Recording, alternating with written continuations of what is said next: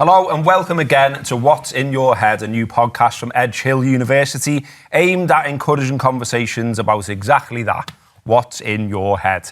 In this first series of podcasts under this title, we want to help normalise talking about our mental health. I'm Gareth Roberts and I'm again joined by my co-host Chris Kirkland. And this time around, our guests are Paige Rivers and Jack McFen. And today we'll be talking about our guests' journeys and their mental health and how it's inspired some great work going on right here at Edge Hill. Chris will also be telling us about some initiatives he's looking to get involved in with the university as well. So, is everyone good? Yeah. You're all good? Okay, let's get into it and start with a little icebreaker then. We've heard from Chris previously about how he manages his mental health and what's good for him. So quickly, from our guests, we're going to ask them about exactly that. So what keeps you in your right place? So Paige, I'm going to start with you. What's in your head and how do you manage it? I think I'm balancing a lot of roles at the moment. So the pressure from trying to achieve well in all of those different roles, whether it's academic or in my job as president. Because you're studying nursing and you're on a placement. And, yeah. Also working alongside that, doing some quite intense things, obviously like campaigns and different stuff. But I sort of try and fizzle out that with going to the gym. That's a really big escape for me, so just stick my AirPods in and sort of use that. I journal a lot, so sort of get my thoughts on paper. And also make lists. I think that's a really big thing for me, is ticking it off and sort of scraping it off makes me feel like I've done something productive, because I think I get really caught up in having really long to-do lists, and actually like striking it off, like, it helps. And what, you know, I hear people say journaling, and people have told me to try journaling, and I'm never quite sure what I'm doing with it. Like, so if you do it, do you read it back, or do you just feel it's like getting something off your chest just by writing it down? A bit of both, really. I think years ago I used to just dump sort of my thoughts, and it was never that productive because I was kind of dumping it, closing it and not looking at it. But then I was taught to come back to it, whether it's an hour later or a few days later, and write it in the perspective of someone else reading that. So it was like words of encouragement, and I found that to be much more productive because you almost like feel good about yourself. I think it's so easy to get the negative down, but then I always counteract it with the positive now. I know what Paige is saying there, because when I went to rehab, that's what you have to do. Well, they don't force you to do it, but they advise you to do a journal. And you're right, when you see it written down, and a simple thing like ticking something off, it resonates more. Yeah, I feel like you've done something. You feel like you've done something. Yeah, so that's something, I don't do it all the time, but when I do have the down days, I do a journal. So my wife does it, Lucy does it, daughters do it, so yeah, it's massively beneficial. Something I'd never done before, and never would have done unless I went to rehab. I'm a list person. I do post-it notes all over the house. Yeah. I think if someone came round to my house, they might think I'm like tracking a serial killer.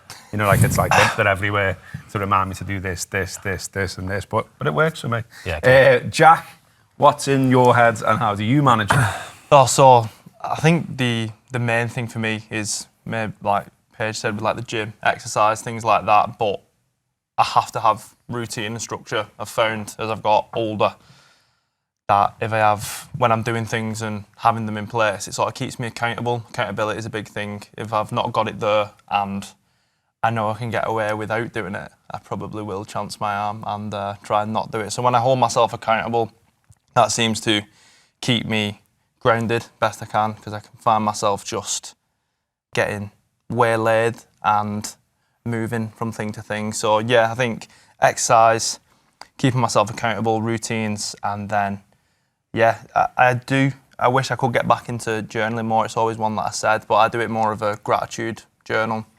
I've never done it in a way that you mentioned about sort of just dumping it on there, all your thoughts. I just try and pick 3 things that I'm grateful for the day, and sort of it gives me that gratitude then to be like, it's not all so bad. I've tried that. I think there's an app called 3 Good Things, if I remember rightly. And I think it'll pop up on your phone at the end of the day, and you just write 3 things. I think that's good. I've actually got, to use a bit of a Scousism, I've got a book. This is my mate's idea that he gave to me. He said, get a book, title it Boss Things, and then write down boss things that happen to you. And I've kept that. I need to revisit that actually, but that is nice. That is like, you write things down, you completely forget about them. Yeah. And then one day feel a bit down, whatever, looking boss things and think, oh yeah, that was good. Yeah. That was good. Oh, I might do that again. So yeah, some great advice there from everyone. But let's get into the nuts and bolts of the show and start with you, Paige. Tell us about yourself, tell us about your story. And through that story, we'll come back around to talking about the Monumental Programme, which is where we'll get Jack to come in a little bit more. But yeah, tell us about, well, why you're on the show, basically. So I'm currently a third year student nurse, and I'm also the president for the Faculty of Health. A lot of my work I do is around mental health, mainly because I've suffered my mental health for a long time. I went through quite a rough childhood in terms of trauma, sort of outside of the family, which led to me developing severe anorexia when I was diagnosed at 10, so I started showing symptoms just before I was 10 years old. And I'd sort of been in and out of hospital from that age. Wasn't able to be managed in the community, I think because the trauma was still ongoing. Every time I left hospital I didn't feel safe, and obviously those people who were hurting me were still doing it when I wasn't in hospital. So I spent a lot of years on death's door, essentially. I think people don't realise sometimes the physical symptoms that can come with anorexia. I was in ICU, I had kidney failure, I've had dialysis, I was sort of in the pits, essentially. But then sort of just before COVID, I'd say I was at my lowest, probably sort of physically, mentally. And I'd spent about 4 months in a general hospital. That's when I was in ICU on dialysis.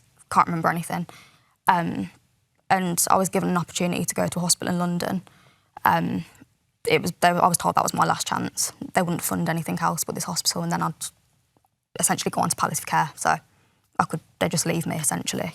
And when I was there, everything kind of changed. I then disclosed my trauma. So that started the process of getting justice for that, which is still ongoing.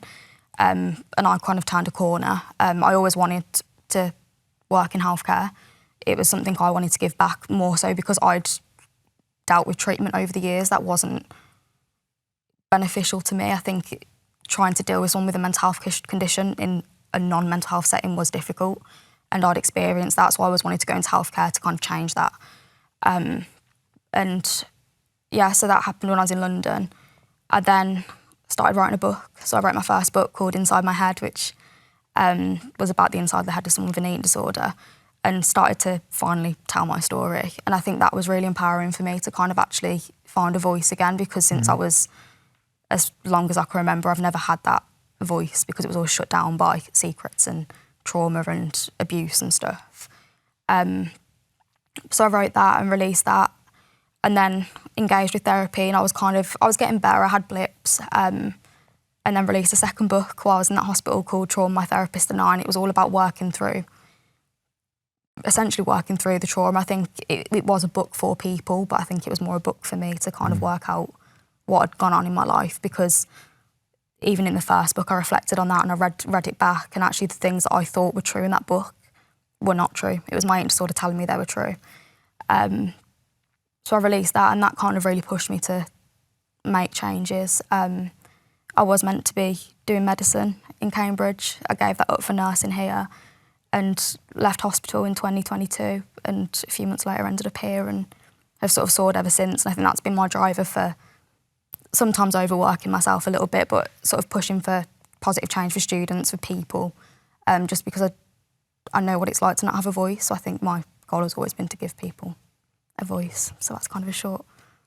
Yeah, brilliant. I mean, I think the thing that stuck out for me there from what you were saying was that what seemed to be a breakthrough for you was that you started opening up. And you know, there's obviously that's the wider message I think that we've talked on a lot on here already about, is that is so key, isn't it? Definitely. You know, because keeping it in, not talking about it, you know, bunching yourself up and trying to just deal with it on your own, that's when you can spiral down the plug hole, basically, isn't it? But yeah, definitely. You opening up seemed to be really key for you. Yeah, because I think I'd been so, what was classed as treatment resistant for years, and I think obviously because the trauma was ongoing, I was told I can't speak about it, you don't talk about it. And because my eating disorder was so strong, I absorbed what they were telling me, but I used that as a weapon against myself to hurt myself even more.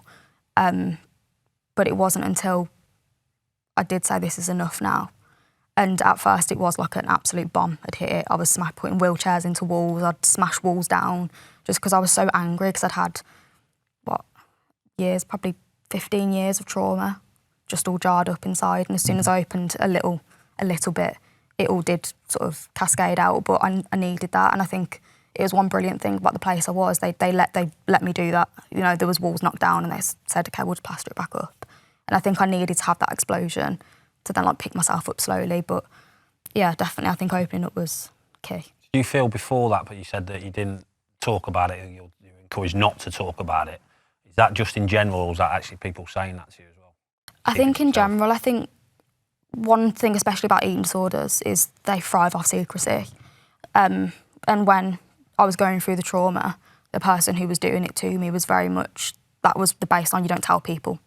Like, otherwise, I'll do X, Y, and Z to you. So it was more threats about, actually, you go and tell someone, I'll, get you in a car and slam it into a wall sort of thing. It was very much that side of fear as well, and also the consequence of what could happen to me if I told someone. Did you know when you were going through the eating, did you know you had a problem? Did you know it was wrong? Not wrong, did you know what you were doing was going to lead to what it led to? Not initially, no. I think I knew that it was a negative. I knew it wasn't a positive on my life. Yeah.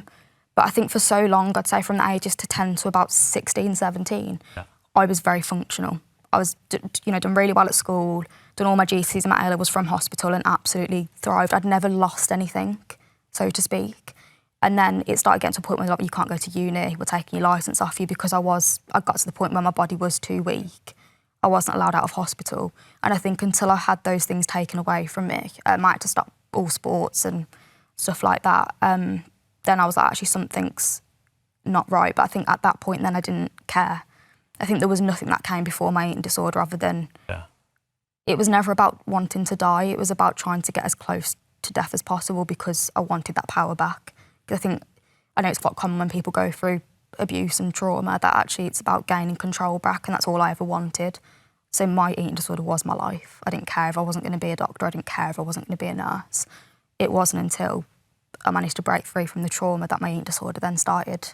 Like an addiction. I mean, it's like an addiction in a way, I suppose. Yeah, it is. Because it's the norm to you, and if you don't do it, you should be doing it. Not that you should be doing it, but it's like withdrawal symptoms. If I didn't have the tablets, my body, everything was saying, "What are you doing? Get back on the tablets. Get back on the tablets." And I suppose it's similar like that. So you were trapped, weren't you? Yeah, so we did a lot of addiction sort of therapy, and we joined up with a lot of addiction specialists came into our hospitals to do that sort of mechanism of treatment with us, because it is an addiction. A lot of people think it's an addiction to food. It's not. It's an addiction to routine, gaining control.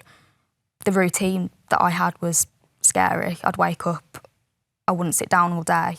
If I broke any small routine, whether it was if I had one half of a grape extra, that would be it for me. I'd be gone. What would you eat in it? So what would be, like, you would wake up in the morning, if you don't mind me asking, what would you eat during that day or not eat then? What would you be for breakfast? What would you have? Or did you have breakfast? It was varying. So at my worst, nothing. At my worst, I'd throw water up. I couldn't stand anything in my body, which is why I ended up. Is it drink as well? So is it like Tinker? Is it everything? So for me, when I was at my worst, everything.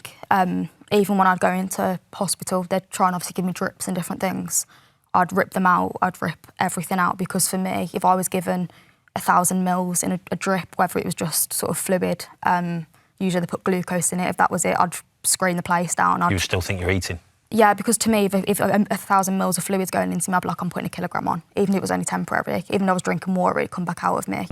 I couldn't stand 5 mils of water. I'd be so beside myself that I'd end up passing out. So I've got a seizure disorder as well because of the trauma that I went through. So it usually is triggered by stress. So I remember once they tried to put 5 mil, a syringe in, an NG, and I passed out because I was that stressed out, because I was like, well, that's 5 grams of weight on me, and even that was too much. So then I got into the habit of, if someone's going to put fluid down me, or because a lot of the time I was tube fed, I'd get syringes and I'd aspirate it back out my stomach. I'd throw up. I'd do all sorts of kind of stuff just to get every little thing out of my body, to the point where they had to then sedate me, because they was either going to sedate me and I'm not going to know what's going on, or I die. So I mean, it's incredibly shocking to me that you're a young woman. And, you've just told us a story there where you were saying, essentially, they were saying to you, you're coming close to end of life care. Like that's like a wow, and to have come that close and then brought it all the way back, and now you're president of the student union, and you're on placements for nurse, and you're studying nurse, and you've got a lot of positives in your life. I think that's inspirational in itself. So, thank you. you know, well done. Have you spoke about this before at the uni? So slightly, I've shared blogs and different things, and obviously I Yeah. have wrote my 2 books, but not on this scale. And no. has anyone else got in touch? Any other students got in touch with you with not the similar stories, but feeling the same way as maybe you did when you were younger? Yeah, and also as well with nursing, I think a lot of the students, especially in my cohort, they've read things that I've done and blogs. I've shared a lot on NHS England as well because I do represent them, and they've seen the work and they've actually said, we see this all the time in hospitals. We're treating young people, young adults who have got eating disorders, and we don't know where to start with them because I think it's so hard to wrap your head around the sort of psyche around someone with an eating disorder. So they've asked, you know, can you talk to us, tell us more? So I'm actually hosting an event early December to kind of actually go, here are my care plans, here are my journals. Let me essentially say what was inside my head. So that's going to come soon. Just because if I can help anyone understand a little bit what it's like, because I think I was very much experienced going, it's misbehaviour, you're acting, you know, it's naughty. I was told that, you know, just leave her to die because she clearly wants to do that. And I think that's what I want to change, is actually I don't want those future nurses and medics to go out and see these people and think, actually, they're just playing up, they're just trying to cause havoc. I think you're doing a mate. Like, I've never, obviously you hear about eating disorders and stuff like that, but I've never heard it in that detail, just what it entails. And echo what Gaz said, I think you're inspirational. To be able to sit there and do it and say what you are, and to come where you have done, and to still be trying to help people, because people have opportunities sometimes when they go through things to try and help other people, and a lot of people don't. A lot of people talk a good game and say, well, I'm going to do this, I'm going to do that. But for you to be actually doing it and making a massive difference, amazing. Yeah. And that's the next question, really. You know, I think a lot of people might listen to your story and say, okay, well, you know, you've done fantastically well to get to where you are now from there. Why would you not just focus now on looking after yourself? You know, what is inspiring you now to help others? I think it is because I know there's so many people who are going through this who haven't got the opportunity that I've got. Like, if I've got the opportunity to tell people what it's like. And I think as well, for me, selfishly, is obviously going through trauma. The root cause of my eating disorder was someone hurting me for a long, long time. And actually, they took so much away from me. And this is me going, actually, I'm going to get some control back. And actually, the people who are going to be going through this, and now some people won't have a voice. And if I can provide that slight little bit of voice, then I'd be stupid not to. And it's a coping mechanism for you as well. Yeah, to not, like, with me when I do stuff, is to not go back to. Like, I've got stuff written in my car. I've got stuff under the visor, reminding me where I was, and not to go back. And that'll be what you do. So doing talks, doing all these things will help you in the long run, because it's just little reminders, thinking, I'm not going back to there. No, yeah. Not going back to. I've been through that. I've come through that. And I'm going to help other people. Yeah, and I think people forget as well. I don't think people realise how easy it is to go back.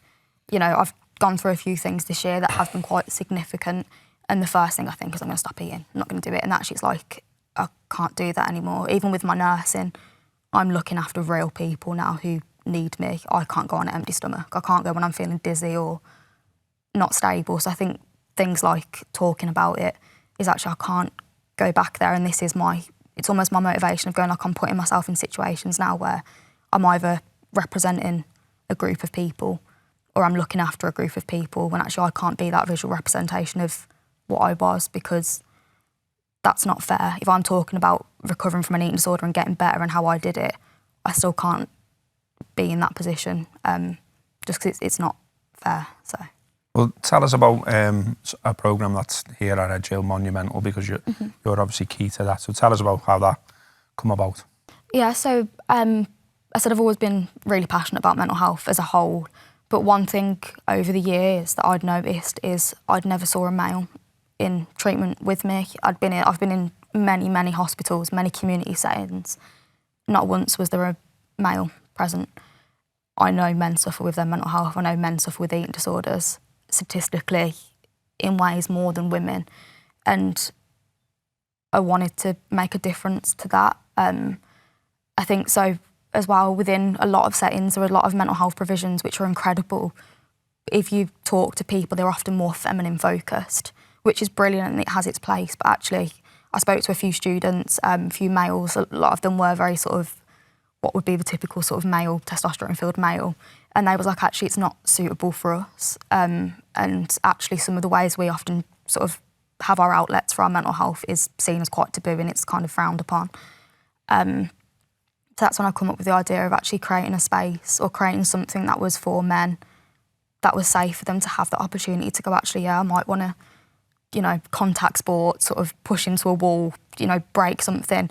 I had one man say sort of I'd, you know, live in a cave and knock it down and build it back up again. It's like that sort of vibe. I was like, actually, I want that safe environment for men because they don't have that as much as we do. So that's when I approached Jack and Sam to kind of say, actually, I can't do this. I can't create this programme because I'm not a man, to put it simply. As much as, you know, some of the things might be the same. I said I was very much breaking down walls and punching things and stuff, but because I've not got the inside of a man's head, I was like, I need you to kind of build this for me. So that's kind of when I approached Jack and Sam about that, just because I wanted to provide something that wasn't there. Just because I said I know men struggle and I've seen it, but there wasn't the help, or they didn't feel like they could reach out for help as much as women. All right, Jack, well, tell us about, you know, that conversation and then what it's led to. What have we got now? What is the Monumental Programme? So we obviously me and Sam met the draw that Paige is our boss, but she was the one who came up with the idea. You know what I mean? She approached us, and me and Sam are so passionate about this and what this is. And Paige is absolutely right. There isn't really anything for men like that, and you see it more now. It's becoming more sort of relevant in society, seeing groups do it, but it still sort of has this taboo thing about it for men. And, you know, Paige brings up that example there, but it's really good about, you know, men sometimes they want to like smash things and break things. And me and Sam have discussed this a lot, and we talk about how, you know, that's all well and good, and it is good, but there's a root issue there. And going back to something that I've dealt with personally myself is not being able to open up, and like you mentioned it there before, Chris, like bottling stuff up and keeping it there. And then what happens with that is we have these outbursts where we want to smash something up and break something up, but we don't address the root cause. And for me and Sam, I know Monumental is to try and create a preventative programme that sort of meets before that eruption happens, where so much is built up that you just then explode. We want to have a group where there's a safe space for men to be open and honest, hold each other accountable. Me and Sam aren't sort of coming across and being like, we are the gurus of well-being, we know everything. We're not. We're learning as well with this process, and we just want to create a space where people can challenge us. We want to sort of challenge each other in this group. We want to remove the ego, keep each other accountable, and just help each other thrive. Like, really build a community where we are trying to become the best versions of ourselves. And I know that sounds really cliche, but a lot of time cliches are common because they're true. And like we do want to sort of do that. And yeah, I think especially in Edge Hill, it's sort of strange because with like the demographic as well, it's heavily female, just because I think of its history with like suffragettes and things like that, and the courses it does, there's more women to men. And I think especially here, like there wasn't anything, was there? And that's why you obviously came with this idea and approached us. And so is it men and women in Monumental? Is it just men? Just men. Just men. This one. So we have other programmes on campus. We have our Women Active, which is just for women. We're currently in the process of trying to get an accessibility inclusion programme sorted through sport. But yeah, there was for lack of a better phrase, there was like a hole in the market for it, and we. What's the response been to it? Numbers wise. We anticipated it being hard, and it has been, because again, the way we've promoted it and the way that we've tried to promote it has been sort of, I don't know if people, again, men see it as feminine, and it's like, oh, well, wellness retreat, is it for me, it's for that, and it's almost like admitting a weakness. Yeah, and that is putting your hand up for it. Exactly, and it's this sort of thing where you go into like the spectrum of feminine and masculinity, and you know, there's these societal norms where we're expected to be very far at the end of masculine, when in reality we probably venture through up and down through it, and that's up to like us, and you know, to create a promotion that allows people to come. But the people that have come have loved it. We've even seen if there's people only one, come. even if there's only Exactly. one that can. That's Yeah. another cliche that everyone says that, doesn't It it? is. But it's true. If you can't help, even if you can help one person, why wouldn't you? Exactly. Exactly. Why wouldn't you do it? Yeah. Like through my own sort of journey and the way I've been through, and sort of why I did my book as well and things like that is, if you just help one person not feel the way that you've been through, why not do that? You know, just for alleviate that from somebody, and that's all we aim to do. And we know that once we build that community, sort of build it, and they will come, and it will take time, and it will just be compounding. You know, that expression of like the drop of water doesn't do anything to a rock initially, but it'll split it in half eventually. And I think, like me, Sam, Paige, we're all very passionate and keen. What type of specifics are involved then in the programme? So if someone, you know, shows interest in it, how would it look for them, you know, as it unfolds? So we've been doing it as a social, so trying to build the community aspect of it, because we don't want to just sort of get people in a classroom and preach is the wrong word, but, you know, just like make it a sit-down exercise. We want to get out and create a community, so we've been doing things like socials of just going playing pool, playing table tennis, meeting up. We want to do walks when it gets a little bit nicer. But then we've been having topics in classrooms, so like resilience, we've been doing on that.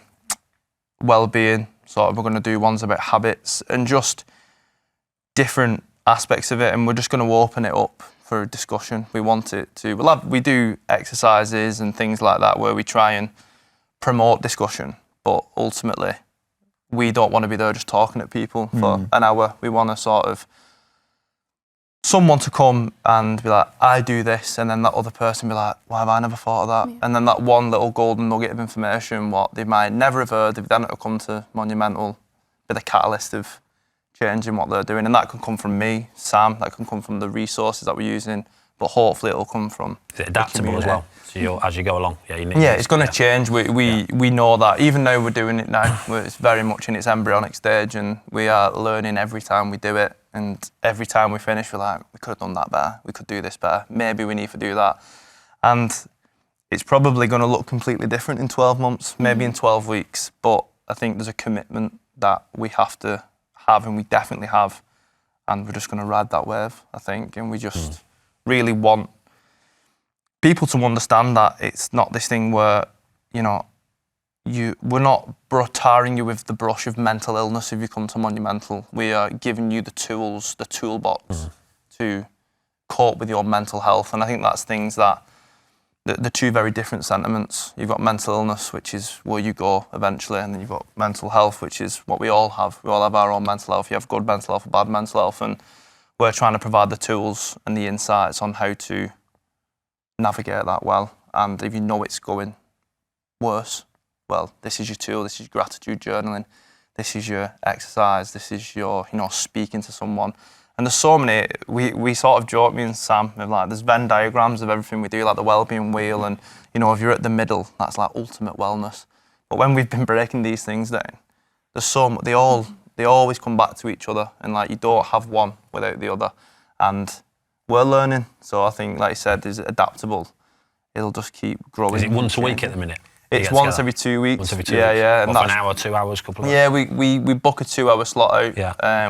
We're still sort of playing with the timings, playing for when it works. We're doing it currently Mondays, 4 till 6, yeah. And then what we're doing is just, that might run for an hour, it might run for 2. There's been a couple of times we've run over a little bit, but then we do the socials on the Friday before. So we're hopefully meeting people on the Friday and getting them in on the Monday, trying to not have it too far apart. But hopefully that changes to something that we can do every week. And any good feedback yet, Jack? Any sort of examples of people where they've said to you that this is helping, I'm glad I signed up? Yeah, definitely. So we've had one guy who's come to every session, and Brilliant. He feels it's a space in which he can express himself as a man and like not go against sort of societal expectations of him. And you know what, me and Sam have probably learned as much from him as he's, probably definitely more than what we've taught him, like from what we're trying to get across. So this is it, it's the beauty of it. We come out and we feel sort of motivated and revitalised in sort of this area, and to see someone like that open and express and just be That's like... brilliant, isn't it? Because I think having that safe space is the key thing, because I think, you know, the society we're in, the fact that social media and things like that play such a big part of people's lives, you can get to a bit of a situation where maybe you're projecting something about yourself, and, you know, someone looking at your Instagram thinks, oh, they're having a great life. Yeah. But that's not their real life. And they wouldn't dream of putting something bad on there. No. The only movie playing on their Instagram is this lovely one, you know, roses and blue skies. But if they can come to you and come to that group and tell you how they really feel and what the problems are, I think that's absolutely brilliant. I'll say that. It gives people hope. I think when you realise you've got a bit of hope, you can work from there, progress from there. Definitely. Just give a mention, Jack, so you know you're on.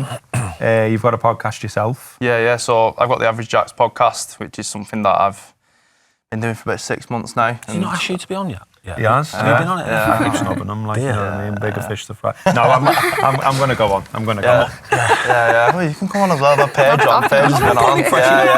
No, sir. More important people than us. But no, I mean, trying to get insight of everyday people, sort of similar to what we're doing with Monumental, is I want to talk to people from different avenues of life and see how they juggle what they're doing and what habits and routines they use, what struggles they've faced, how they've got to where they are today. And, you know, again, if someone's listening to the podcast, I think we're all very similar in the way we handle things, but we're also unique, and our problems unique, albeit similar, and then people might have that one golden nugget, again, going back to that phrase of like, this is what I did to help me. And, you know, if someone's listening to the podcast and they've never heard anybody say that before, I'm just hoping that that can provide them with something new that, again, can create that catalyst to like create a better life. And that's why the tagline of the podcast is create a better life. So it's brilliant. You know, you speak to people, like I spoke to Paige, and you just come off completely motivated, and sometimes like there's been occasions where I've been like emotional just listening to people's stories and what they've been through, and they've done so well. And again, it's very much goes back to that gratitude of being like, well, yeah, it's not always as bad as you think it is, and even if it is, people can come from, you know, very, very like dark situations and smash it. Like Paige, she's a key example of that. And yeah, just very much enjoy it. And so where can people find that, mate?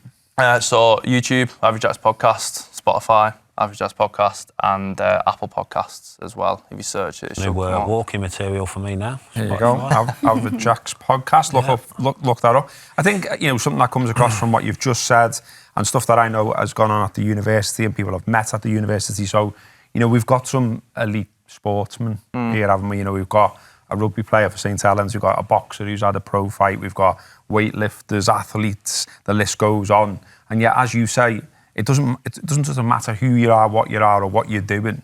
Every single one of us will have mental health challenges, won't they? I think that's the thing that we're trying to get across on this. And it brings it back to you, Chris. You know, we talked on the other show we did with you about, you know, Premier League footballer, you know, played for England, played for Premier League clubs, living the dream, if you like. And you still found yourself in a dark place. But now you're doing something positive. You're doing some good stuff. You're working with the university. You're working with, you know, various organisations. And one of your big outlets is walking. And as you know, me and you have been on a walk. You've not asked to come back on one yet, but keeping up with Chris is quite the challenge. But anyway, but yeah, walking's brilliant. Is something you're involved in. Lots of ex-pro footballers, which is absolutely brilliant. But you're looking to bring something like that into Edge Hill, aren't you? We are, yeah. So we're in just having talks at the minute, and it'll probably be after Christmas now because I think the break up soon. So yeah, just looking to more like a mentoring role, using my experiences. As I said, I'm not saying everything I do is correct or anything like that, but stuff that's helped me. You know, I've got a daughter, she's nearly 18, she's been through stuff that's helped her as well, my wife. So yeah, trying to use them experiences to try and pass on, I won't say knowledge, but just pass on little tips that might help people. So yeah, we're in talks at the minute, got a few ideas. So listen, I've lived 5 minutes away from Edge Hill for 20 odd years now. So yeah, if I can help in any way, then I'm willing to do so. So yeah, hopefully that will progress more in the new year. And obviously you were awarded an honorary doctorate by the university for your work in this field already. So stuff like this, you've done stuff like that already, haven't you? Yeah. You know, with St. Bede's and things Done like it with that. that, yeah, and with my role with the foundation. You know, I was in it Formby High this morning doing talks, mental health talks, addiction talks. I was in the schools yesterday, so that's part of my role. So I want similar role that I do now, like the ambassador role and mentor role with the foundation. Yeah, to bring that into Edge Hill University, hopefully. Yeah, Edge Hill obviously has got a real commitment to this field, and you know, it's one of the first universities in the country to introduce social prescribing, which, if people don't know what that is, I think it's actually really clever. Does everyone know about what this is? So it's about sort of getting you involved in things like prescribing, socialising essentially. Prescribing going for a walk, prescribing meeting up with like-minded people. And I think it's really clever, like the NHS do it as well. The university's doing it now as well. The university is also home to the Centre for Mental Health, Sport and Physical Activity Research. Already some world-leading stuff going on there. But yeah, just on the social prescribing scene, you nodding along. What do you think about it, Paige?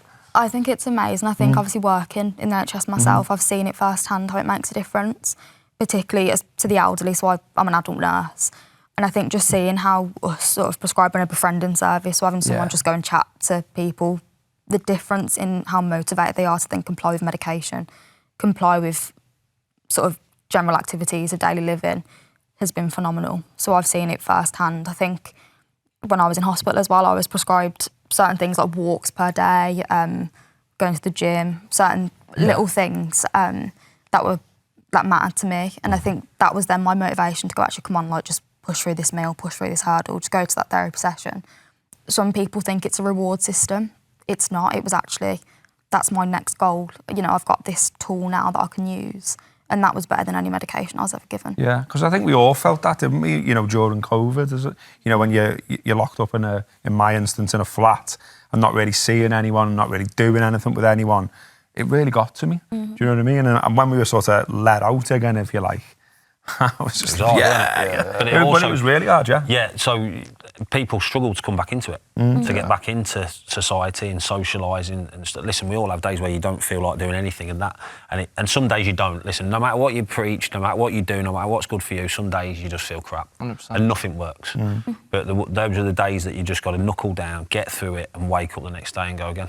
Yeah. It takes you a while to learn that, though. It took me, you know, it takes you a while to accept that's the way it is, because you always think when do something that makes you feel better, that doesn't work all the time. It does a lot of the times, but it doesn't all the times. And I think it comes back to what you were saying before about what you see on social media and things like that. You always see the best and, like I said, the highlight, the keeping up with the Joneses sort of stuff. And when that is a lot of people's main vice in life, they see just, this is the best, look at them living that, doing this, doing that. You feel that expectation, and once you understand that, like I said, it's not always as transparent as that. I think that's a massive step in the right direction of being able to navigate your well-being.